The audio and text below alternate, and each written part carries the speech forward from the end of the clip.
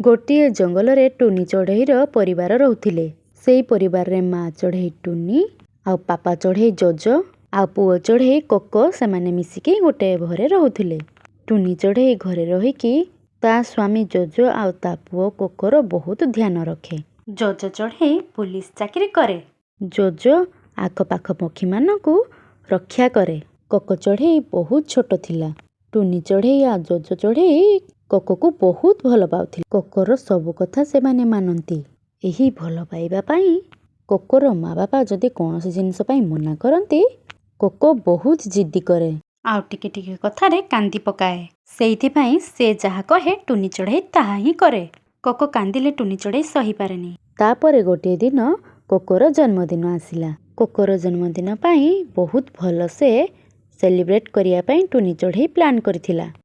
କୋକୋର ଜନ୍ମଦିନରେ ସବୁ ପକ୍ଷୀ ତା ଘରକୁ ଆସିଲେ। ତାପରେ ତା ବର୍ଥଡେ ବହୁତ ଭଲସେ ହେଇଗଲା। ତାପରେ ସବୁ ପାର୍ଟି ସରିସାରିଲା ପରେ ଟୁନି ଚଢ଼େଇ ବାହାରୁ ଆସିଲା। ଟୁନି ଚଢ଼େଇ ଟିକେ ହସିକି କୋକୋକୁ କହିଲା, କୋକୋ ଆଜି ତ ଜନ୍ମଦିନର ପାର୍ଟି ତତେ ଭଲ ଲାଗିଲା?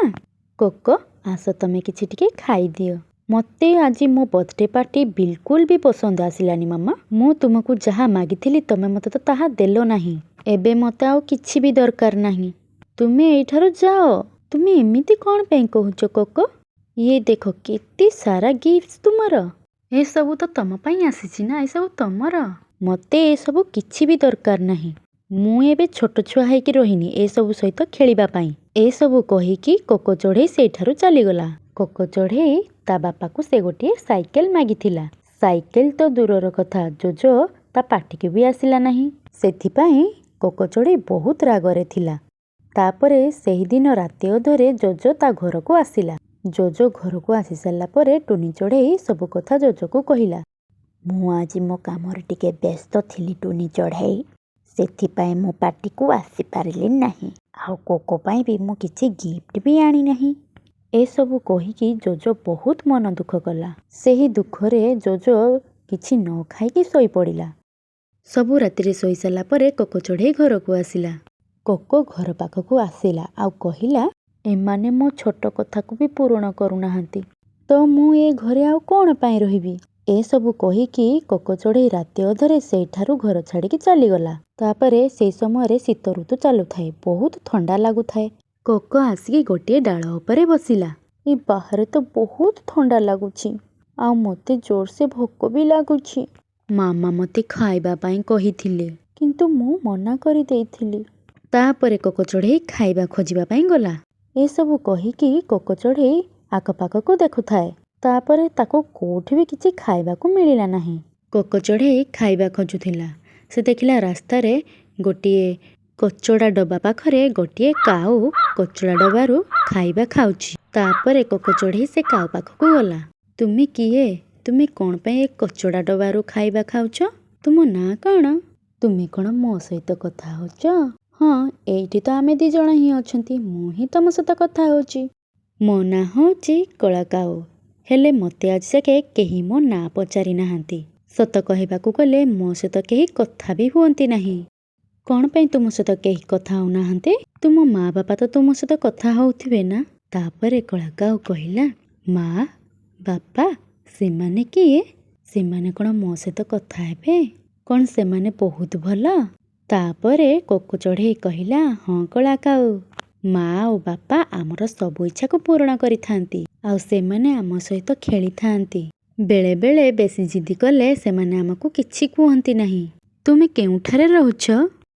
ତାପରେ କଳା କାଉ କହିଲା, ମୁଁ ଏଇଠି ହିଁ ରହୁଛି, ଏଇ ପାଖରେ। କଳା କାଉ ଏହା କହିକି କଳା କାଉ ଗୋଟିଏ ଭଙ୍ଗା ଘର ଦେଖାଇଲା।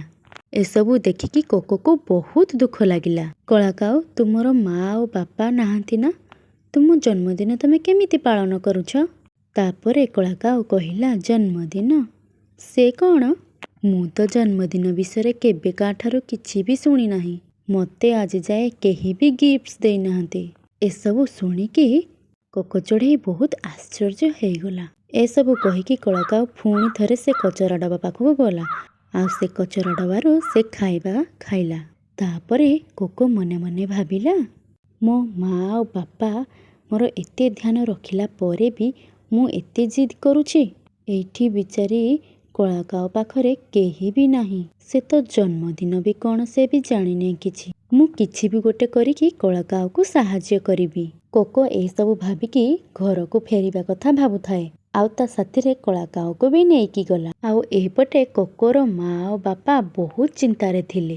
ଟୁନି ଚଢ଼େଇ କାନ୍ଦିବାକୁ ଲାଗିଲା। କୋକୋ ଘରେ ଯେମିତି ପହଞ୍ଚିଲା, ଟୁନି ଚଢ଼େଇ ତାକୁ ଭିଡ଼ିକି ବହୁତ କାନ୍ଦିଲା। ତାପରେ କୋକୋ ଚଢ଼େଇ କହିଲା, ମାମା ମାମା ମୋତେ କ୍ଷମା କରିଦିଅ। ମୁଁ ଆଉ ଏମିତି କେବେ ବି କରିବି ନାହିଁ। ମୁଁ ଆଜିଠାରୁ କୌଣସି ଜିନିଷ ପାଇଁ ଜିଦ୍ଦି କରିବି ନାହିଁ। ଆଉ ତୁମମାନଙ୍କୁ ମୁଁ କେବେ ବି କଷ୍ଟ ଦେବି ନାହିଁ। ଏସବୁ କହିକି କୋକୋ ଚଢ଼େଇ ମାମା ଚଢ଼େଇ ଆଉ ପାପା ଚଢ଼େଇକି ସେ ସବୁ କଥା କହିଲା।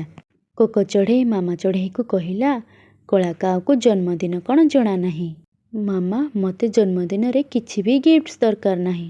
କିନ୍ତୁ ତୁମେମାନେ କଳା କାଉର ମା ବାପା ହେଇପାରିବ କି? ତୁମେମାନେ ତାକୁ ତୁମ ପାଖରେ ରଖିବ। ମୋତେ ଯେମିତି ତୁମେମାନେ ବହୁତ ଭଲ ପାଉଛ, ତାକୁ ବି ତୁମେମାନେ ସେତିକି ଭଲ ପାଇବ। କୋକୋ ମୁହଁରୁ ଏସବୁ କଥା ଶୁଣି ମାମା ଚଢ଼େଇ ବହୁତ ଆଶ୍ଚର୍ଯ୍ୟ ହେଇଗଲେ। ତାପରେ ମାମା ଚଢ଼େଇ ଆଉ ପାପା ଚଢ଼େଇ କୋକୋ କଥାରେ ରାଜି ହେଇଗଲେ। ତାପରେ ତା ପରଦିନ କଳା କାଉର ଜନ୍ମଦିନ ବହୁତ ଭଲରେ ସେଲିବ୍ରେଟ୍ କଲେ। ଆଉ ତାକୁ ବହୁତ ସାରା ଗିଫ୍ଟସ୍ ବି ଦେଲେ। କଳା କାଉ ଆଉ କୋକୋ ବହୁତ ମସ୍ତି କଲେ। ତାପରେ କଳା କାଉ କୋକୋ ଚଢ଼େଇର ଗୋଟିଏ ପରିବାର ହେଇଗଲା। ତ ସାଙ୍ଗମାନେ, ଗପଟି କେମିତି ଲାଗିଲା କମେଣ୍ଟ ସେକ୍ସନ ନିଶ୍ଚୟ ଜଣାଇବେ। ନମସ୍କାର, ଧନ୍ୟବାଦ।